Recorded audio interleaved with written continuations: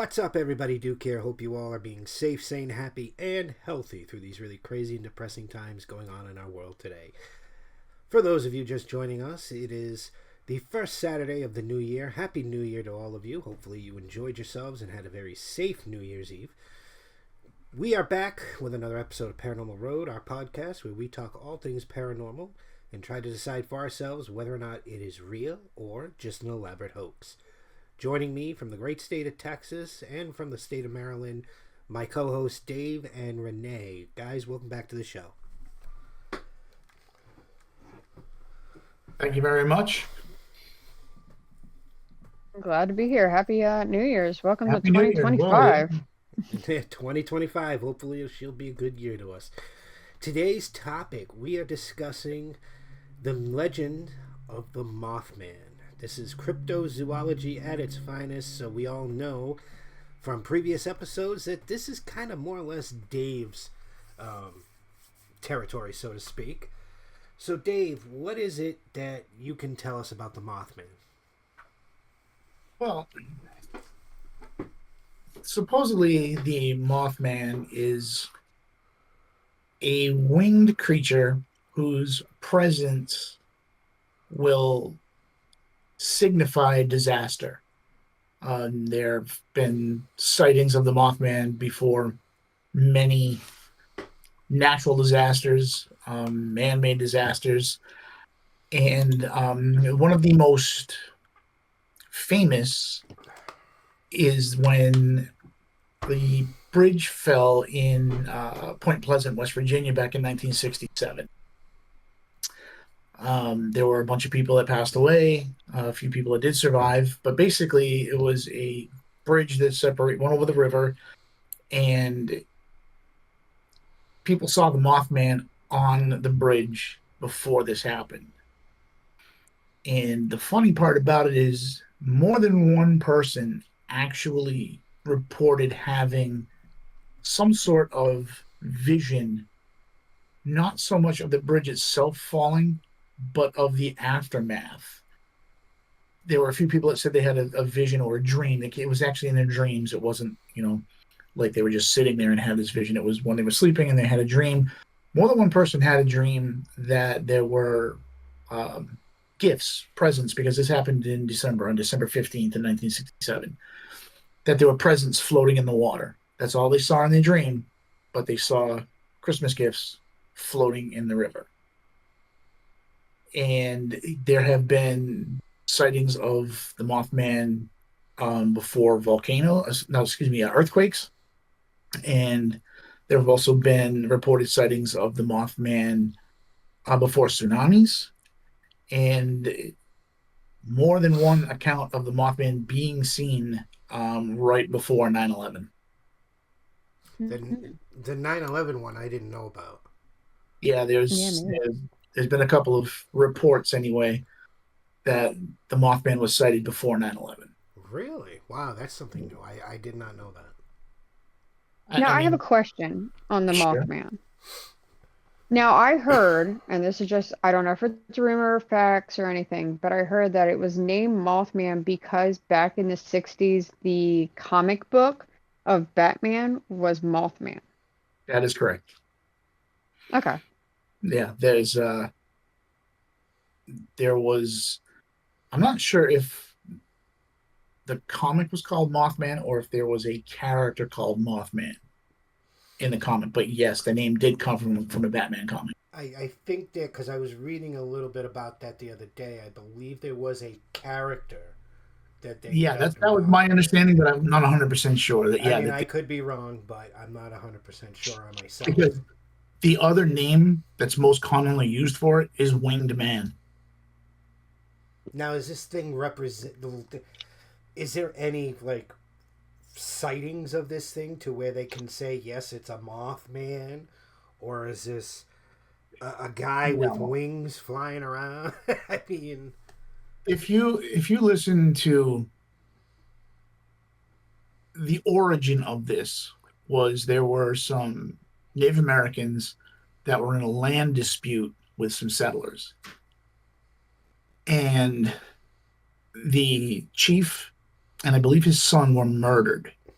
But before he died, he supposedly cursed the area for, I think he said, 300 years. And supposedly this is where the Mothman comes from. Everybody's sighting is a little different, but they're all pretty much the same in as much as that they say it's tall. Its wingspan is anywhere between 15 to 20 feet. And its eyes are red. They don't glow red, but the eyes are so red that you can actually see it through the darkness. And the people say it's a red like you've never seen before. So I was reading about that the other day too, that its red eyes are reminiscing of reflectors, like on a bicycle. Yeah. That's what I was reading. Apparently the first documented sighting was 1966. A couple of teenagers, two couples, actually, claimed that this thing actually chased them in their car. Yes. And they were going pretty fast, too, at the end, and they said it was keeping up. Yeah, this thing... Yeah, and the cops didn't even believe them. Right. Yeah, it was... Teenagers, late at night. What do you think they're doing? You know? The other thing is, too, is the sightings were all around a former munitions manufacturing plant.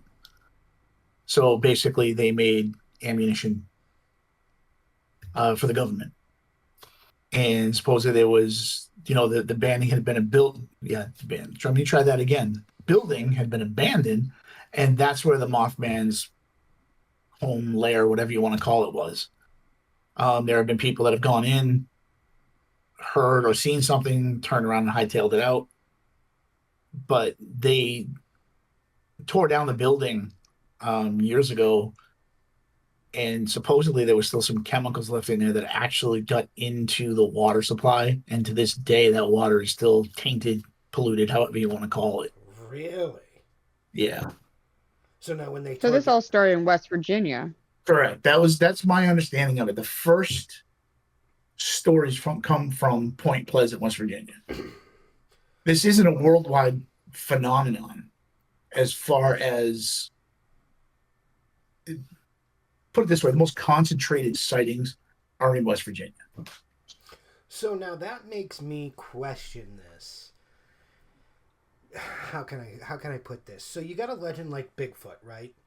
Where you've got sightings of Bigfoot all over the place, not just in one area of the country, not just in one country, pretty much almost all over the world. There are sightings of a Bigfoot or a Bigfoot type creature, if that's what you want to call them. But the legend of Mothman started in Virginia, here in the United States. And that's where a majority of these sightings are being reported. Right. What gives with all the other sightings being reported around the world? Okay, let's play devil's advocate here for a minute. And let's just say this thing travels. I really hate to use that word because it sounds ridiculous, but let's just say this thing travels to these places because it knows there's going to be a disaster. There are a small group of people out there that think that this is a warning, not so much a curse. I've heard that Mothman is associated with disasters, so to speak. Like there are claims that there are sightings right before something happens. Like you said, the bridge in Virginia, and even 9/11. But has anybody tried to find this thing? Other than your drunken teenagers, amateur cryptozoologists, amateur paranormal investigators, not really, that I know of. I've never heard of any giant hunt or manhunt that's been put on to try to find this thing like you do with a Bigfoot or something like that. There's no, to my knowledge anyway, I've never read about anything or watched any documentaries or videos that say, hey, we put together a team of 6 scientists and we went out and we looked. I've never heard that. I mean, I've been out in places at night, obviously doing a ghost hunt investigation, never ran into anything like the Mothman. Renee, what about you? Have you ever run into the Mothman? No, I've heard about it, and kind of just like, okay, it's not a big thing like Bigfoot or the Yeti or anything like that. Like, it's kind of newish to me that when I go to haunts, it's not like I'm out there looking for Mothman. Maybe we need to go and find this Mothman and get, video or photography of it. I would love to. I was looking actually today before we decided to record the show of videos, amateur videos on YouTube of Mothman, and anything that I have found it's like, dude, there's no way you can tell it's fake. Yeah, a lot of them are fake. The last sighting, if I'm not mistaken, the last, if you want to call it legitimate sighting, was in 2007. See, I thought it was 2011. Could be right. I want to see if they got a picture of it with 9/11. As many, coverage that the news had. There's got to be something. If they said, "Oh, it was sighted," then where? Because there's pictures, there's videos out there. Well, I did see Mothman sightings. I did see a video on YouTube. It was like the top 5 Mothman caught on camera type thing, and one of them was New York City, but I can't remember what date it was. Is that the one where it was sitting on the bridge? No, it was flying by a building. There was one that I've seen, and I want to say it was in New York. It was sitting on top of one of the bridges. And when people started to film it and record it, they actually caught it flying away. But you don't know what to believe, unfortunately, on the internet anymore, or ever. Well, that's the unfortunate thing about the internet today. Now, when the person did the comic, I know a lot of people say you can manifest things. I wonder if the person that made the comic of Mothman is in West Virginia. Like, do you think he manifested it and he, quote unquote, controls it?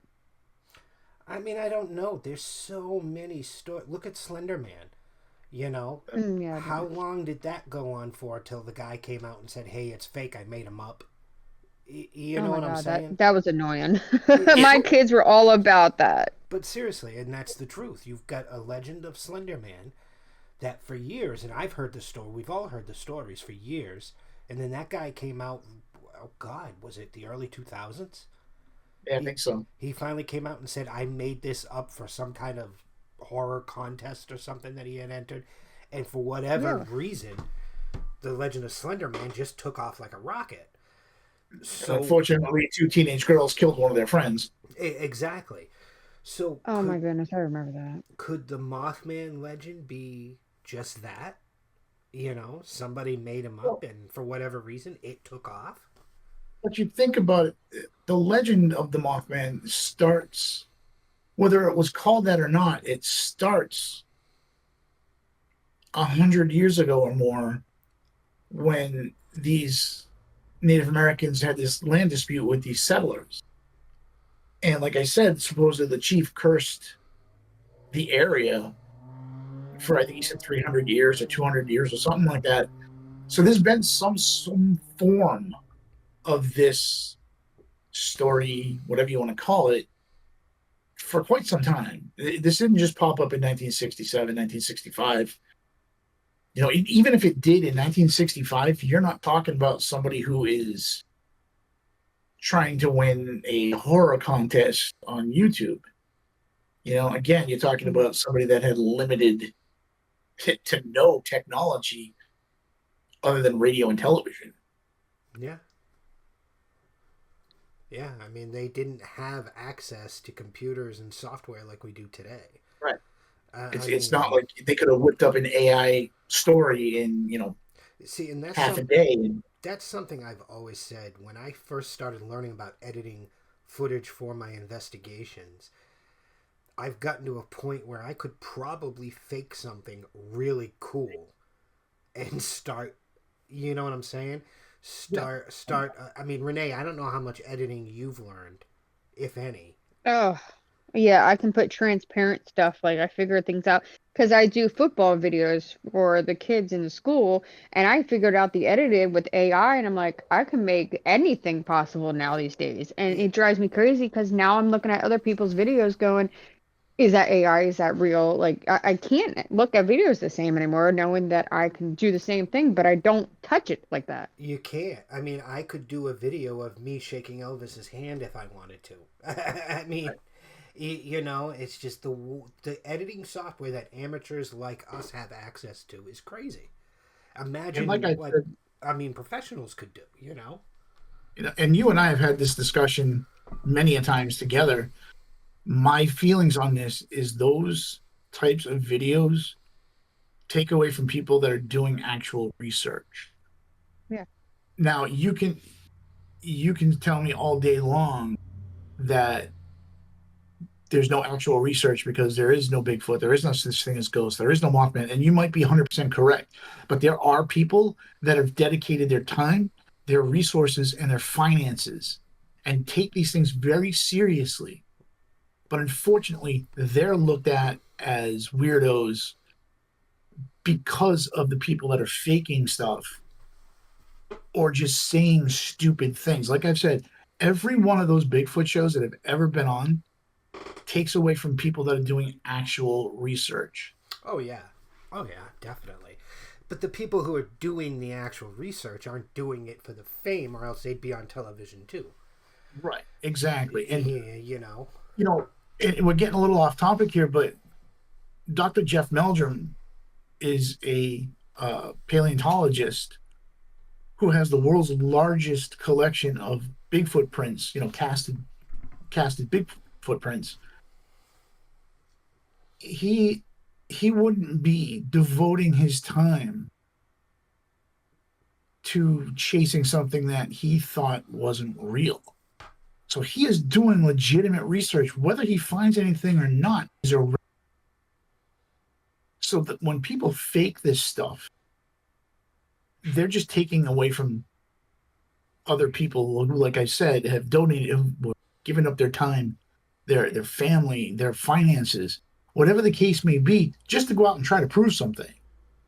Oh yeah, 100%. I mean, that's the world we live in today, though. You're going to have your amateurs who are going to constantly be trying to make that quick buck with a quote unquote viral video. Correct, 100%. So, and that's what sucks when you have people like me and Renee who take these kinds of things seriously, who do devote time, effort, and energy and money into trying to figure out whether or not this is real. But then you've got other people like Zach Bagans. Exactly. Who is out there making millions of dollars acting like a fool. I mean, I think we can all agree on that.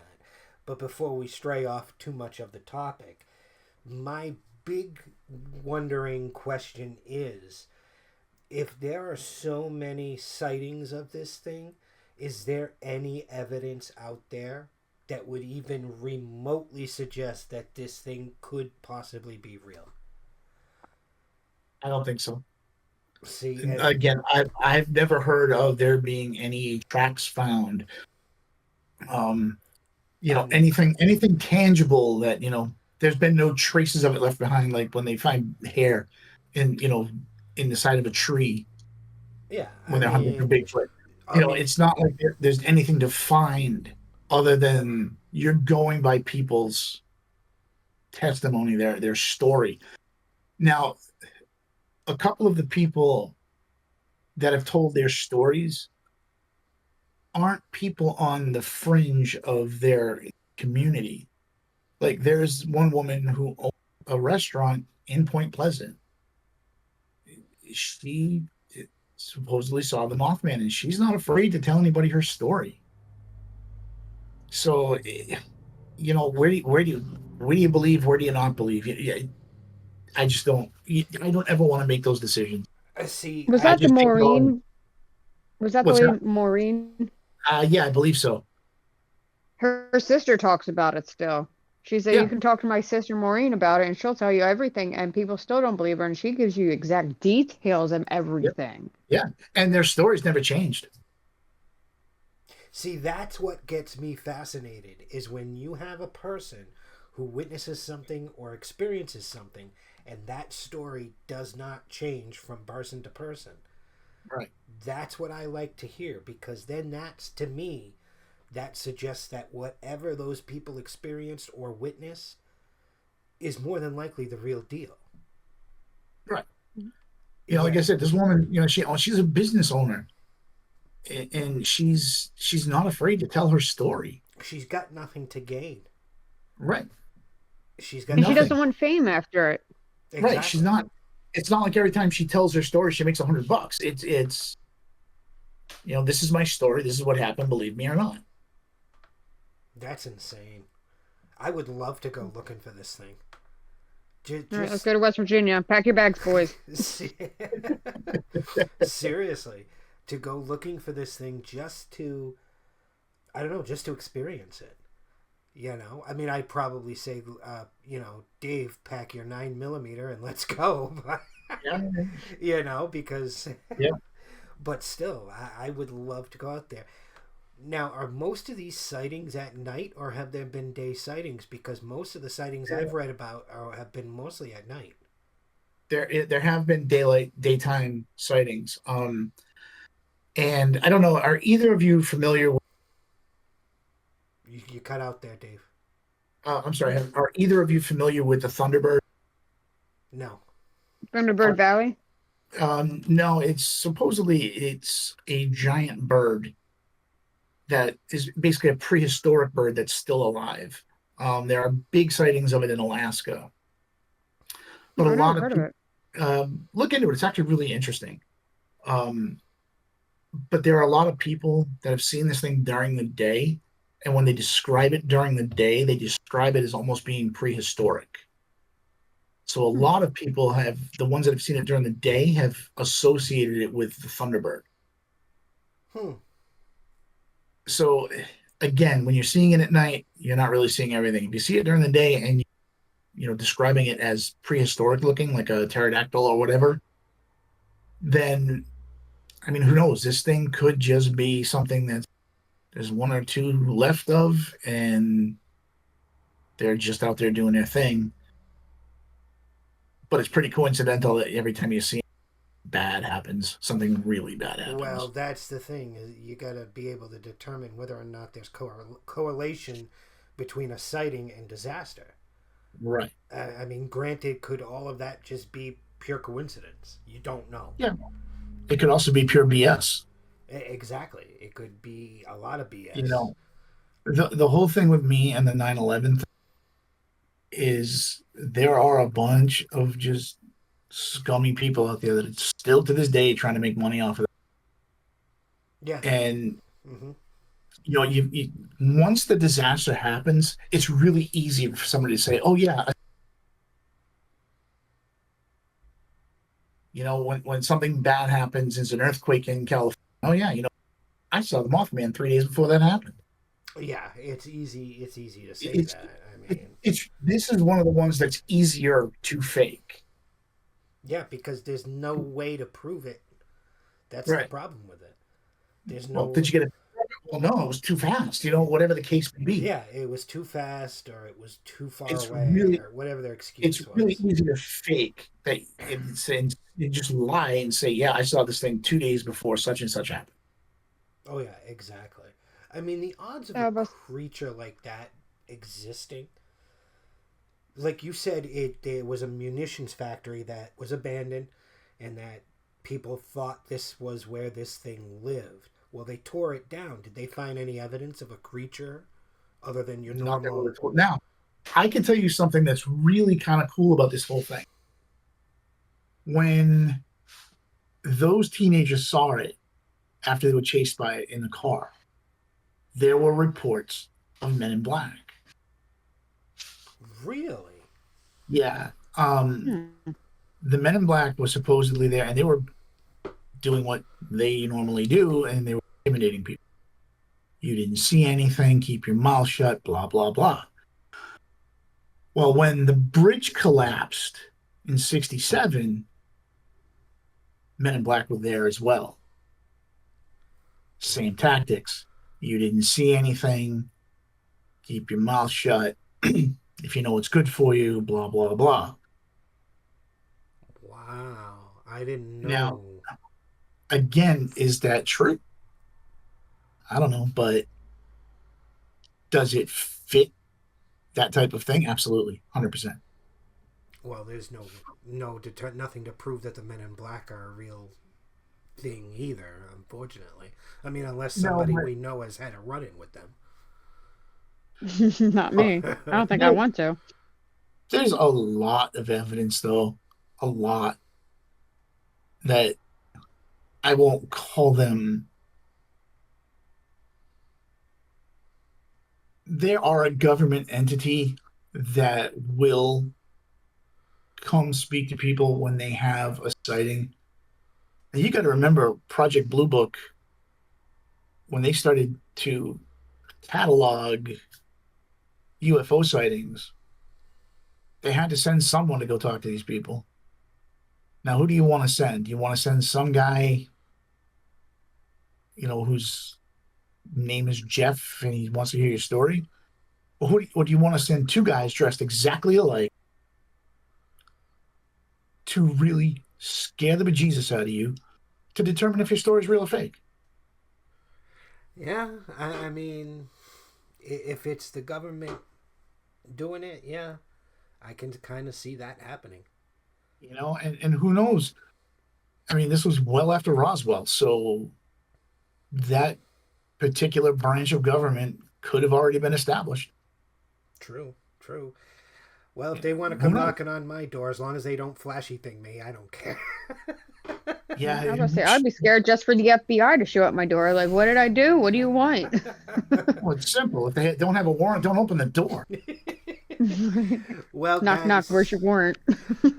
We're pretty much almost out of time. So, for the record, what do you think, Dave? Is it real or is it a hoax?